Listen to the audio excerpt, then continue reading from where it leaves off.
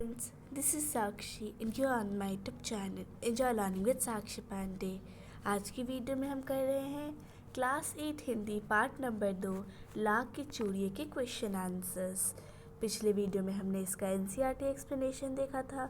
अगर आपने वो वीडियो नहीं देखी है तो अभी जाके देखिए। तो शुरुआत करते हैं पहले सेक्शन कहानी से। पहला प्रश्न, बचपन में लेखक अपने मामा के गांव चाव से क्यों जाता था और बदलू को बदलू मामा न कहकर बदलू काका क्यों कहता था। जब हमने स्टोरी पढ़ी थी तो हमने उसमें पढ़ा था कि ये जो हमारा लेखक है वैसे तो उसके मामा के गांव का था बदलू, पर फिर भी उसे बदलू मामा ना कहकर वह बदलू काका कहता था। तो ऐसा वो क्यों करता था वो हमें बताना है। उत्तर देखते हैं। लेखक के मामा के गांव में लाख की चूड़ियाँ बनाने वाला कारीगर बदलू रहता था। वह लेखक को ढेर सारी लाख की रंग बिरंगी गोलियां देता था। इसीलिए लेखक अपने मामा के गांव चाव से जाता था। गांव के सभी लोग बदलू को बदलू काका कहकर बुलाते थे। इसी कारण लेखक भी बदलू को बदलू मामा न कहकर बदलू काका कहा करता था। मतलब जो बाकी बच्चे हैं, बाकी गांव के लोग उसे क्या बुलाते थे, बदलू काका। तो ऐसे में वो बदलू मामा बोलता तो थोड़ा सा ऑकवर्ड फील होता, उसे खुद फील होता। इसी वजह से वो उसे बदलू मामा न कहकर बदलू काका कहा करता था। नेक्स्ट देखते हैं, वस्तु विनिमय क्या है। विनिमय की प्रचलित पद्धति क्या है, यानी हमें बताना है कि वस्तु विनिमय क्या है और विनिमय की जो लेटेस्ट पद्धति है वो क्या है, क्या लेटेस्ट प्रचलित है। उत्तर देखते हैं। वस्तु विनिमय में एक वस्तु को दूसरी वस्तु देकर लिया जाता है। वस्तु के लिए पैसे नहीं लिए जाते थे, वस्तु के बदले वस्तु ली दी जाती थी।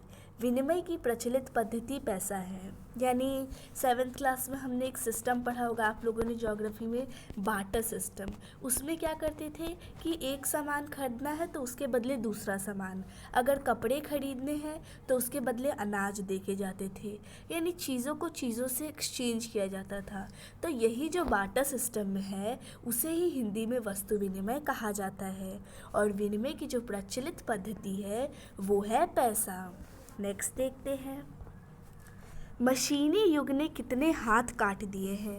पंक्ति में लेखक ने किस व्यथा की ओर संकेत किया है। यानी चैप्टर में हमने पढ़ा था कि मशीनी युग यानी ये जो मशीन्स की जनरेशन है इसने नज़ारे कितने लोगों के हाथ काट दिए हैं। तो इसमें लेखक ने किस व्यथा की ओर संकेत किया है। So we can write that लेखक ने उन कारीगरों की तरफ संकेत किया है जो हाथ से बनी वस्तुओं से अपना जीवन यापन करते हैं। आज के मशीनी युग में उन कारीगरों के हाथ काटकर मानो उनकी रोटी ही छीन ली हो। उन कारीगरों का रोजगार इन पैतृक काम धंधों से ही चलता था। उसके अलावा उन्होंने कभी कुछ नहीं सीखा था। वे पीढ़ी दर पीढ़ी अपनी इस कला को बढ़ाते चले आ रहे हैं और साथ में रोजी रोटी भी चला रहे हैं। परंतु मशीनी युग ने जहाँ उनकी रोजी रोटी पर वार किया है वहीं दूसरी ओर इन बेशकीमती कलाओं का अंत भी किया है। ऐसी अनगिनत कलाएं हैं जो लुप्त अवस्था में हैं और इनको करने वाले कारीगर इस युग के अंधकार में खो रहे हैं। यही वो व्यथा है जिसे लेखक व्यक्त करना चाहते हैं। ऐसी कारीगर कला होने के बाद भी बेकार हैं और उनकी रोजी रोटी भी खत्म हो चुकी है। पहले क्या होता था, पहले होता था कि सारा जो भी छोटा मोटा काम होता था वो कौन करता था, कारीगर करते थे। पर आज आ गया है मशीन्स का जनरेशन।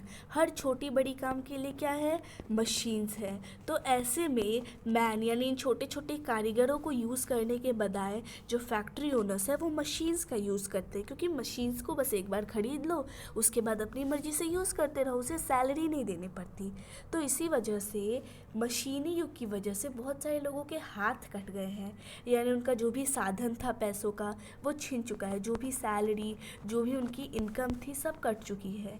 अब कारीगर लोगों का ऐसा होता है कि वो कारीगर है तो मोस्टली उनके बच्चे भी कारीगर होते हैं, तो उन्होंने इसके सिवाय तो कुछ सीखा नहीं है। और अगर ये काम भी उनसे मशीन्स छीन लेंगी तो फिर उनके पास तो कोई इनकम का सोर्स ही नहीं बचा रह जाएगा। तो इस तरह से इस बात को दर्शाया गया है। नेक्स्ट देखते हैं, बदलू के मन में ऐसी कौन सी व्यथा थी जो लेखक से छिपी ना रह सकी। उत्तर देखते हैं। बदलू लाख की चूड़ियाँ बेचा करता था, परंतु जैसे जैसे कांच की चूड़ियों का प्रचलन बढ़ता गया उसका व्यवसाय ठप पड़ने लगा। अपने व्यवसाय की यह दुर्दशा बदलू को मन में कचोटती थी। यह व्यथा लेखक से न छिपी रह सकी।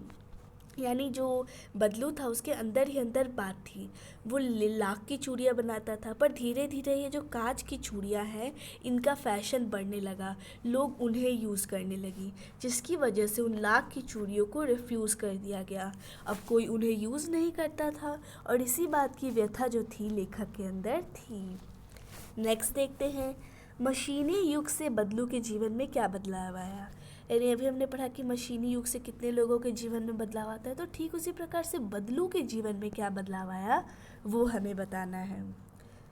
मशीनी युग से बदलू का व्यवसाय बंद हो गया, उसका सारा काम ठप पड़ गया। काम न करने से उसका शरीर भी डल गया, उसके हाथों माथों पर नसें उभर आई, अब वह बीमार रहने लगा। यानी एक तो उसका जो भी बिजनेस था, जो भी काम था वो ठप हो गया। अब काम नहीं है तो वो कोई काम कर भी नहीं रहा था, जिसकी वजह से उसका शरीर जो है वो पूरी तरह से ढल गया था। हाथों और माथे पे नस उभर आ रही थी। और हम जनरली देखते हैं कि एक इंसान है जिसको जनरली काम करने की आदत है, पर अचानक अगर वो काम ना करे तो क्या होता है, वो बीमार रहने लगता है। तो वही हुआ बदलू के साथ, काम ना करने की वजह से वो अक्सर बीमार रहने लगा। सो यहाँ पे हमारे सारे क्वेश्चन आंसर्स ख़त्म होते हैं। Wish you like the video. Thanks for watching the video. Thank you.